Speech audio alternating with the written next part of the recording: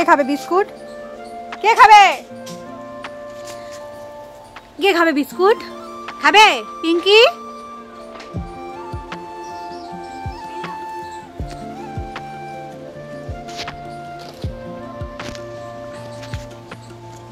আউ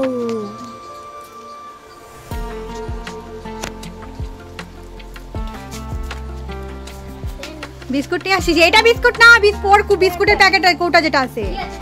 বোকা ছেলে।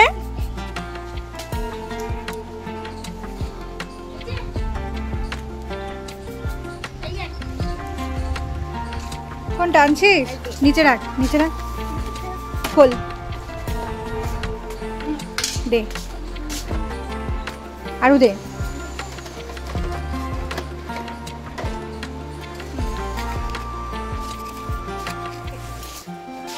কে খাবে? কে?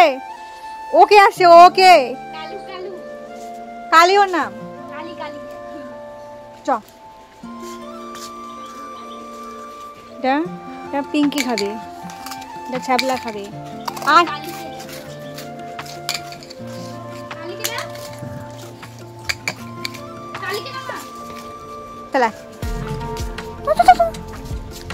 তাড়াতাড়ি তাড়াতাড়ি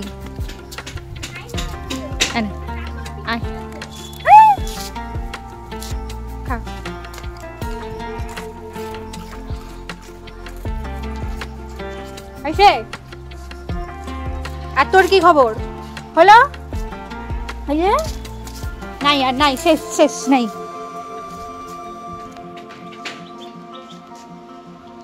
ছ্যাবলা ছ্যাবলা পিঙ্কি কই? পিঙ্কি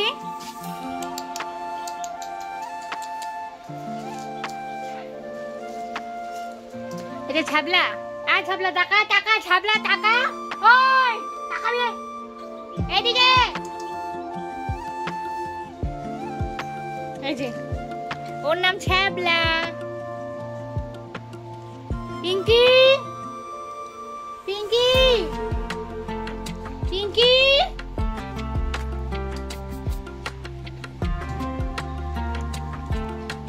ছ্যাবলা ছ্যাবলা ছ্যাবলা আয় এদিকে। Selfie selfie. পিঙ্কি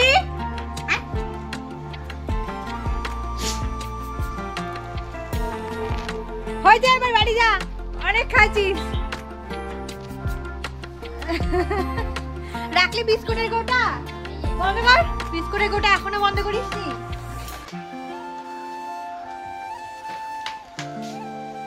টাকা টাকা টাকা।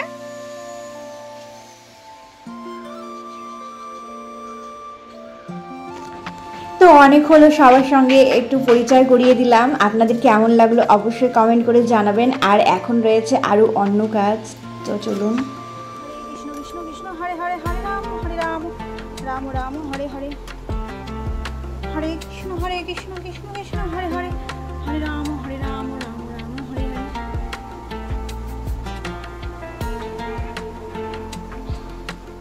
সারাদিন সবটা হলো, সব কাজকর্ম হলো, আর এখন চলে এসেছি না রান্নার দিকে, রান্নার ডিপার্টমেন্ট। তো এইদিকে ছিল ফ্রিজে 3টা ডিম, হাঁসের ডিম, সেইটাই রান্না করা হবে ছেলের জন্য। তো ছেলে দুটো ডিম খাবে, আমরা খেতেও পারি আবার নাও খেতে পারি, দেখা যাক কি হয়। তো প্রথমত ডিম সেদ্ধটা বসিয়ে দিচ্ছি, তারপরে দেখি আদার্স কী রয়েছে। ফ্রিজে অবশ্য মাছ রয়েছিল, সেই মাছটা বের করব। আর এইদিকে রয়েছে এই যে অনেক দিন ধরে নিয়ে এসেছে, এগুলোকে কি বলে? ধুন্দল বলে, আমরা তো ধুন্দল বলি, আপনারা কী বা বলেন আমি জানি না, কিন্তু এটি ভাজা করলে যা স্বাদ লাগে না, সেই স্বাদ। তো আমি এগুলোকে পরিষ্কার করে নিচ্ছি, তারপরে রান্না বান্না করব। অনেকটা দেরি হয়েছে, খিদেও পেয়ে গেছে। গ্রামের দিকে কিন্তু এই সমস্ত সবজিগুলো বিশেষ পরিমাণে পাওয়া যায়, অবশ্য বাড়িতেই হয়, এগুলো গাছেই হয়, এগুলোর তেমন কোনো পরিচর্যা করতে হয় না, একা একাই হয়, শুধু লতানো গাছ একটা গাছের উপরে কিংবা একটা চালের উপরে বেয়ে উঠতে পারলেই হলো। প্রচুর পরিমাণে ধুন্দল হয়, আর ধুন্দল যেরকম গাছ থেকে পেরে কচি অবস্থায় খাওয়া যায়, সেই রকম বাড়তি হয়ে গেলেও সেই ধুন্দল দিয়ে কিন্তু খোসা বানাই আমরা বাঙালিরা, যেটা কিনা আমরা সাবান দেওয়ার সময় খুবই প্রয়োজন লাগে, ভালো লাগে গা ঘষতে।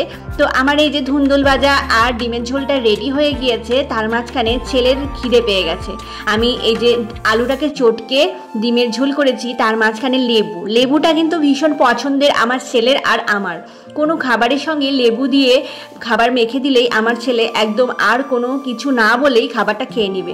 তো যাই হোক, আমি যখন সমস্ত রান্নাটা কমপ্লিট করতে পারিনি, সেই জন্য ডিমের ঝোলটা তো কমপ্লিট হয়ে গিয়েছে, ছেলে তো আর কিছুই খাবে না, তাই ওকে আমি খাবারটা মেখে দিচ্ছি যে ও তাড়াতাড়ি করে খেয়ে নি, তাহলে ওর অনেকটাই খিদে পেয়ে গেছে, ও তো বাচ্চা মানুষ, কতক্ষণ আর থাকতে পারবে।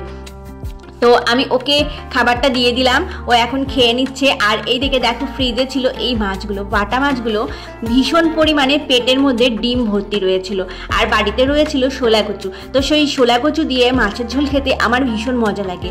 তো আমি আজকে শোলা কচু দিয়ে ভাজা মশলা দিয়ে মাছের ঝোলটা করব। মাছগুলোকে আগেই ভেজে রেখেছি, আর এই যে শোলা কচু দিয়ে গামাখা করে মশলাটাকে কষিয়ে নিয়েছিলাম। তারপরে এখন একদিকে তো কড়াইতে দেখলেই গরম জল, আর গরম জলটা দিয়েই আমি ঝোল দিয়ে মাছটা দিয়ে এখন ঢেকে দিব। আসলে কি, গরম জলটা দিলে রান্নাটা খুব তাড়াতাড়ি হয় আর রান্নাটার একটু স্বাদটাও দ্বিগুণ হয়ে ওঠে।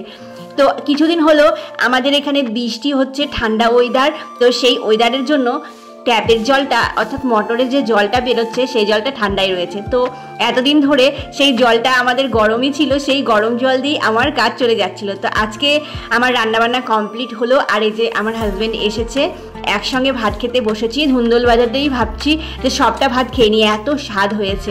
আপনারা কারা কারা খেয়েছেন এইরকম ধুন্দুল ভাজা দিয়ে ভাত, অবশ্যই কমেন্ট করে জানাবেন। আর ভালো লাগলে ভিডিওতে একটি লাইক করবেন, শেয়ার করবেন, পাশে থাকবেন। আবার দেখা হচ্ছে নতুন আরেকটি ভিডিওতে। টাটা।